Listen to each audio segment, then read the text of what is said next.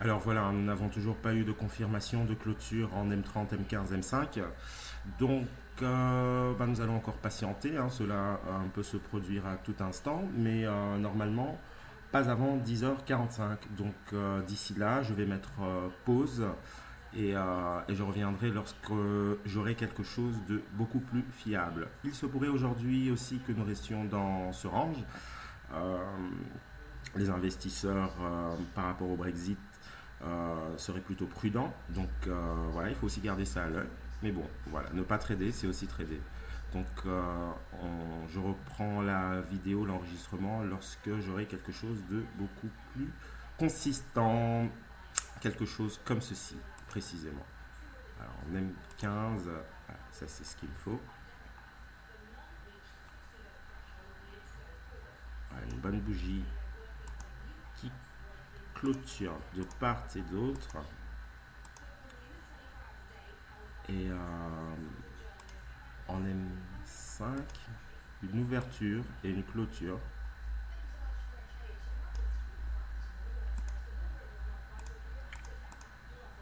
au-dessus de ma zone. Voilà, ça ce sera le signal. Sans ça, pas de stratégie d'achat pour le moment. Il n'y a plus qu'à attendre. Alors voilà, il est 10h59. Dans quelques secondes, nous allons avoir la publication du ZOO en Allemagne et en zone euro. Et nous n'avons toujours pas eu de cassure significative. Alors, je vais revenir sur les prix.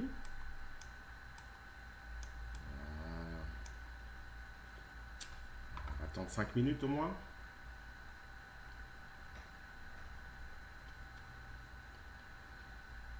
Ça nous laisse le temps d'analyser un peu les stats.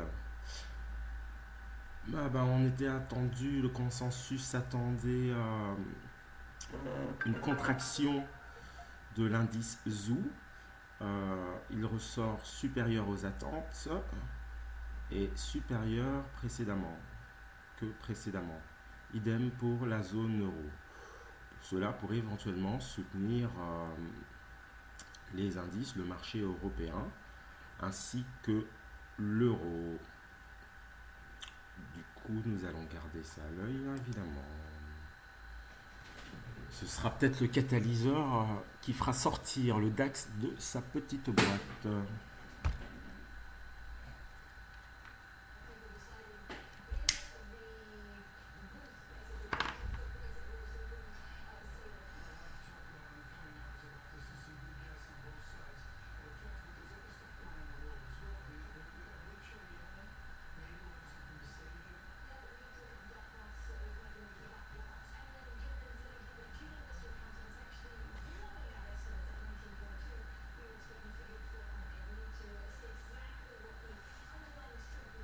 Alors pour le moment, les vendeurs tiennent bon.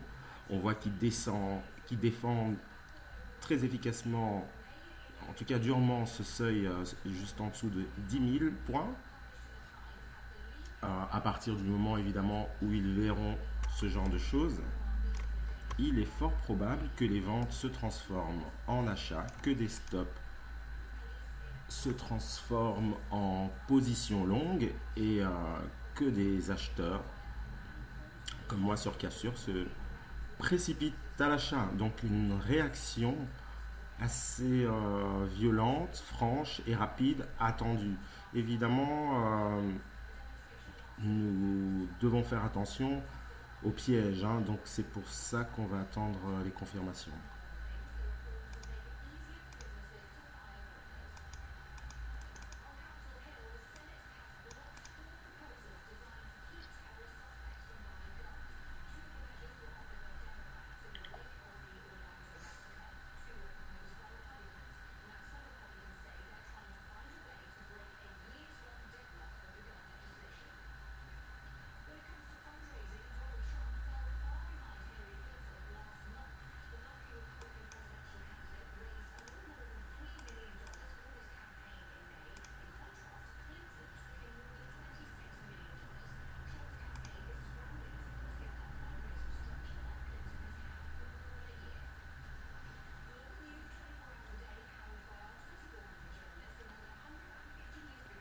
Alors ça, c'est quelque chose que j'ai oublié de vérifier ce matin, c'est-à-dire le décompte héliotiste. Et nous pourrions entamer la dernière vague, la vague 5. Euh, alors, on a quoi ici? Bah oui, ça c'est notre zone à franchir.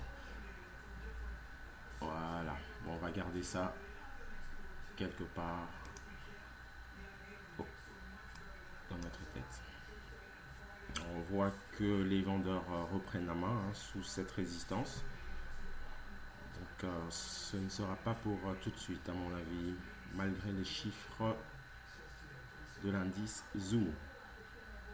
Alors ce que je vais faire, je vais mettre pause et je reviendrai plus tard lorsqu'il y aura du nouveau. Non, je ne vends pas ici, je ne travaille pas le range car j'ai certains indicateurs qui m'informent que c'est très dangereux. Donc nous n'allons pas vendre. Et si les prix reviennent chercher ce niveau, hors de question d'acheter, il faudra attendre. Car il est fort probable, dans ce cas, que les vendeurs enfoncent le clou.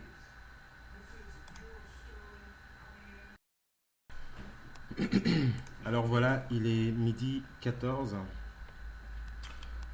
Les prix sont toujours coincés dans un range et on va assister à une clôture 15 minutes imminente. Ce qui vient de se produire. On regarde un peu où se sont fait les clôtures. C'est un peu juste, c'est vraiment un peu juste quand même. On peut agrandir peut-être.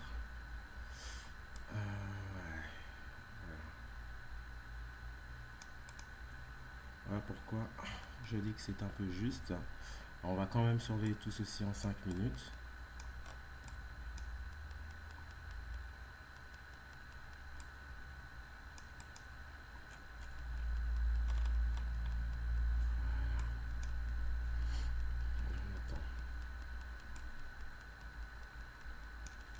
Ceci, nous attendons ceci, voilà, et intervenir là-dedans.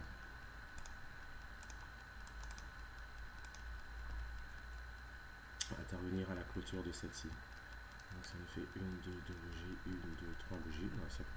Ça pourrait correspondre en fait à la prochaine clôture M15. Parfois, vaut mieux être patient.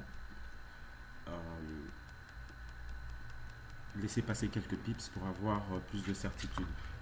Donc nous avons encore deux clôtures M5 avant une éventuelle confirmation. Donc je vais mettre pause et je reviendrai à ce moment-là. Voilà, ça commence à devenir intéressant. Apparemment, il y a un discours concernant le Brexit à l'instant même. Donc, il est fort probable que je rentre en position à la clôture de cette bougie. J'ai un seuil à ne pas dépasser pour ne pas être en porte-à-faux.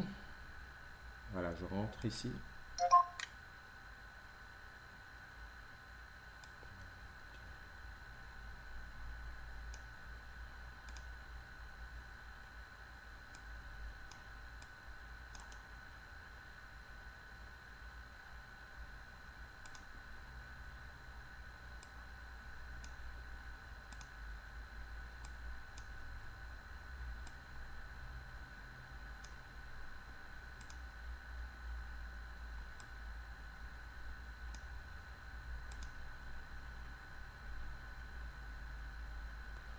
Mon stop est placé à 9975 pour un premier objectif dans la zone de 10 044, voire plus haut 10 000, voire plus haut 10 000, 10 110, 10 100.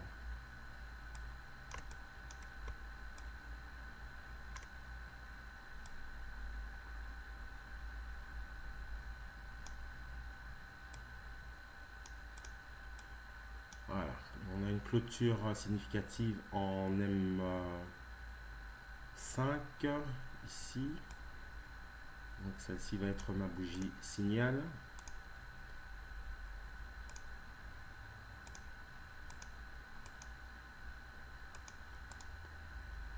Alors on va quand même montrer la position confirmation. Non, stop. Voilà, 10 073 précisément. Évidemment que je resserre. C'est ce que je vais faire maintenant. De toute façon, s'il y a une invalidation, moi mon stop, on va dire la ligne de cassure 9990, 80, 82, voilà. Donc après la méthode, voici où on peut mettre le stop. Ok, parfait. On ajuste les alarmes. Une première alarme à 10 040 et une alarme défensive 10 991.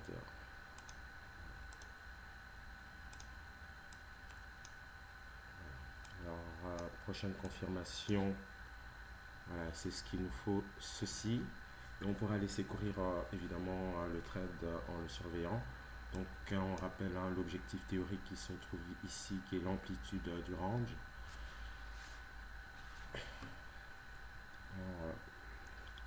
Tous nos indicateurs sont au vert. Il n'y a plus qu'à patienter. Le Dow Jones réagit de la même façon, ainsi que l'Eurostock 50. Par contre, nous avons l'euro-dollar qui monte. Alors, ça doit être certainement le dollar qui baisse. Et de toute façon, nous sommes concentrés sur l'actif que nous tradons, bien sûr. Alors, ce qui est bien aussi, c'est que enfin bien, je ne sais pas, c'est qu'à 12h30, c'est la clôture M30. Et nous allons procéder comme ça, clôture après clôture, et dans le sens inverse pour déboucler la position éventuellement.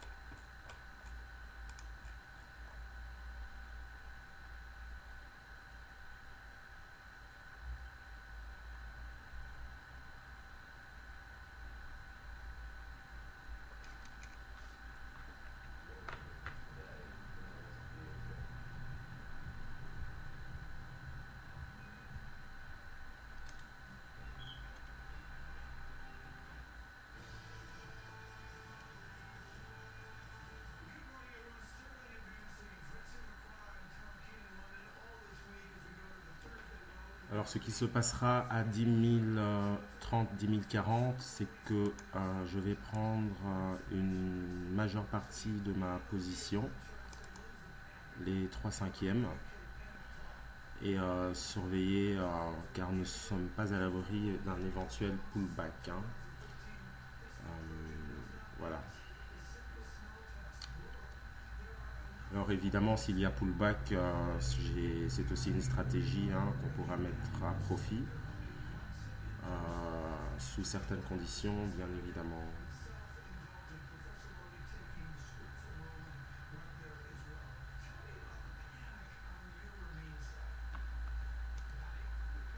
Voilà, il faudrait un peu plus de réactivité. Alors, prochaine clôture dans 48 secondes.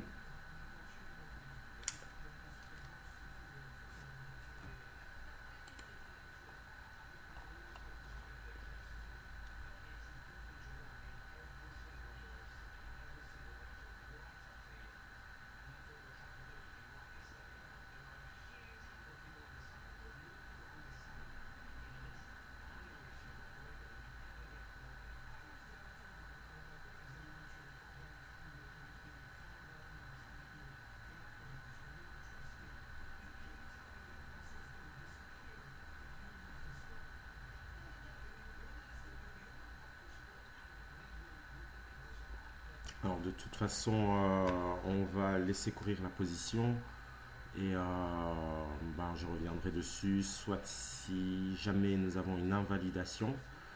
Alors, première chose à surveiller comme invalidation, première alerte, c'est de nous retrouver avec un chandelier comme ceci. Voilà. sa première invalidation. Enfin, je parle de ce chandelier, hein, celui de midi quart. Ensuite, il faudra s'inquiéter ici de chandeliers baissiers, donc au moins 2 chandeliers baissiers. Là, il faudra faire très attention quant à la santé du mouvement.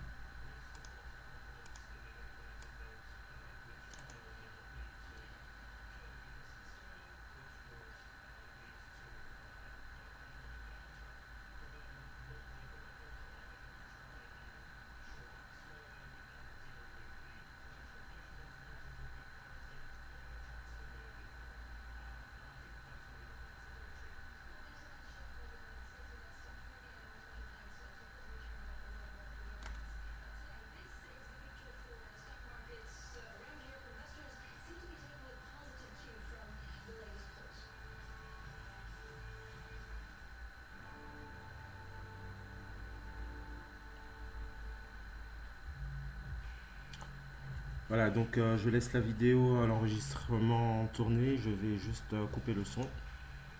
Ou alors, je pense que je vais faire pause hein, pour économiser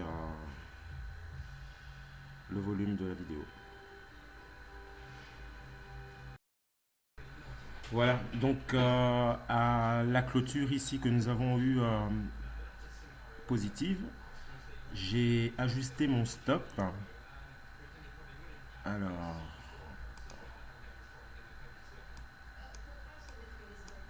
je vais le mettre voilà, juste quelques pips en dessous de la bougie de confirmation, de cassure. Et on laisse courir jusqu'à 10 040, 10 030. Après, on verra.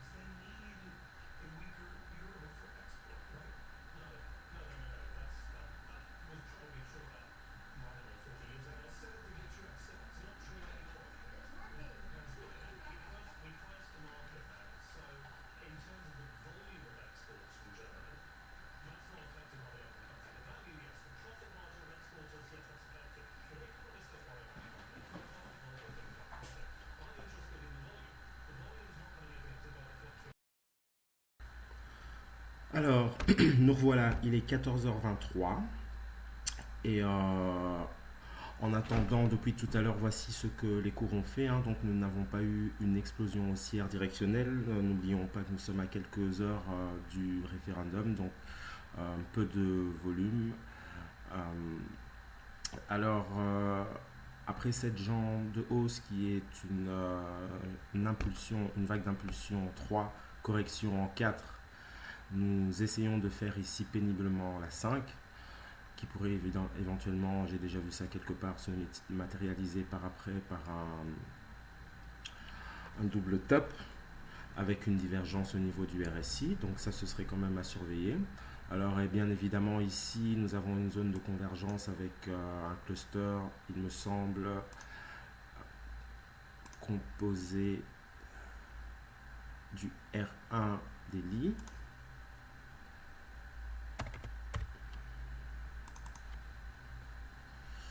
Alors c'est pénible, hein, ça manque vraiment de puissance.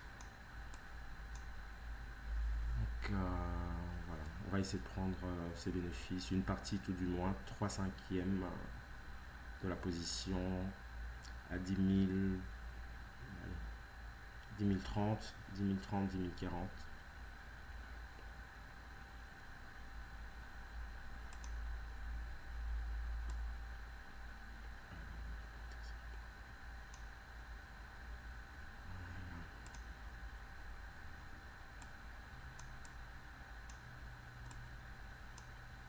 Voilà, on va garder ça à l'œil en attendant que ça reparte. Alors, je prépare déjà parce que ça c'est très important.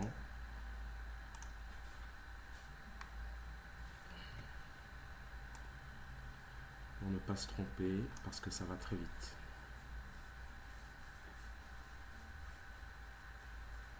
Il y a le Dow Jones qui ne suit pas trop. Par contre, l'Eurostoxx bien orienté aussi.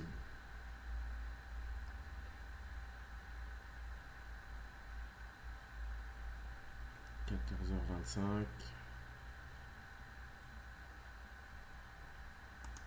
Nous n'avons pas de statistiques, il me semble. Un discours de Draghi dans une demi-heure. Ouais. Et à 16h, Janet Yellen. Ok, d'accord. Je pense qu'on va devoir patienter jusque-là, de toute façon.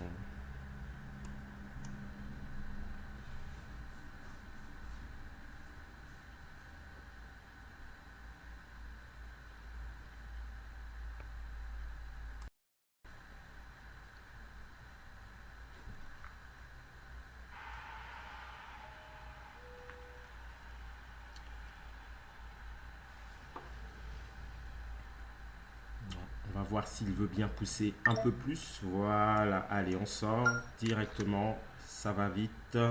Le stop est mis à 0 automatiquement. Ça, c'est un stop suiveur. Alors, qu'est-ce qui va se passer? Il est 14h28. Avant de faire quoi que ce soit, nous allons attendre des confirmations, des clôtures de bougies. Car, comme je l'ai dit, ici, on peut très bien voir ceci. Il faut être prêt à tout.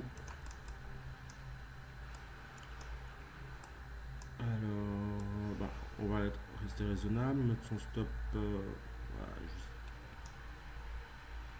9994, c'est même la 12. 9994. Ça a été rapide. Hein. Ça a été rapide, ça a été très rapide. Alors, la prochaine étape, c'est de voir comment la résistance ici à 10 040 va réagir. On va le savoir dans une minute. Un début de réponse dans moins d'une minute. 51 secondes précisément. Alors,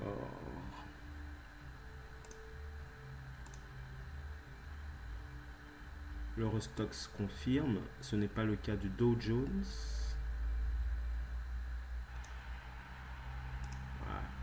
Ça, ce sera le niveau à défendre, à surveiller. Voilà, à la limite, à la clôture, on peut mettre le stop ici en dessous. C'est ce que je vais faire de toute façon.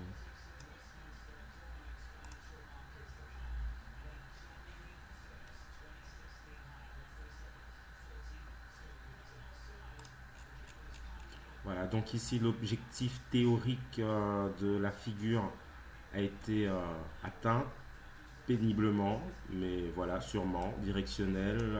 Enfin, nous avions un sens, une stratégie, un plan. que dire d'autre? Où allons-nous? Nous risquons d'aller ici au-dessus.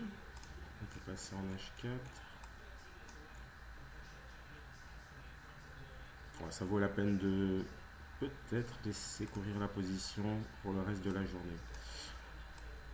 Voilà, on va surveiller ça comme ça.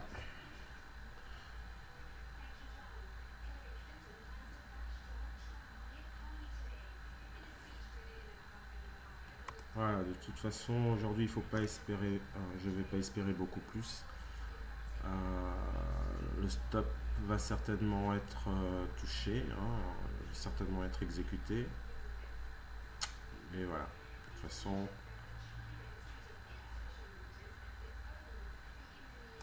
voilà. La stratégie à refaire, donc on récapitule. Donc les cours étaient contenus dans un range, dans une boîte.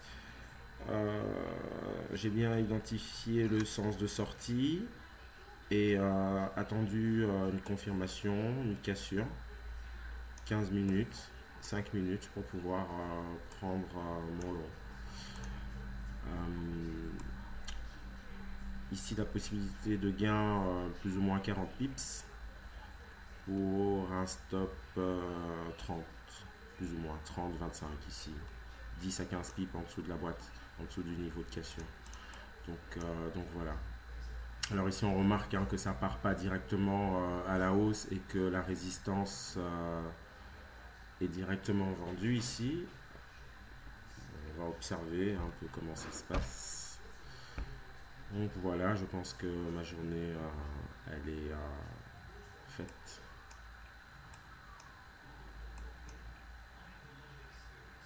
Bon, ben voilà. Donc, extraction de la boîte sur bougie de cassure.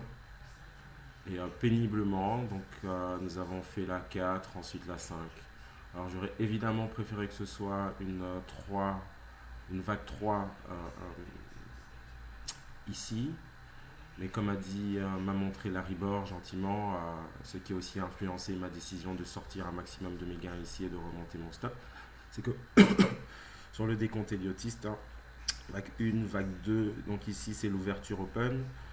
La vague 3 bien souvent la plus lente, jamais la plus courte en tous les cas. Vague 4 et la vague 5 pour moi qui dépasse parfois un tout petit peu le sommet de la vague 3. Et où on va observer ici maintenant normalement des divergences si baisse doit se produire. Alors tout simplement. Alors ceci aurait être un éventuel futur, une future ligne de coup. Donc on va laisser ça là comme ça. Et puis voilà. Donc merci. Je pense que c'était ma première vidéo en trading live. Ça a pris pas mal de temps. Ça demande de la patience et de la précision. Donc je vais tâcher de faire ça à chaque fois.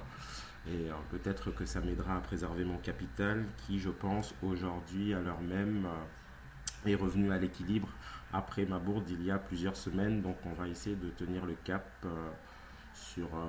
voilà, dans ce sens, quoi.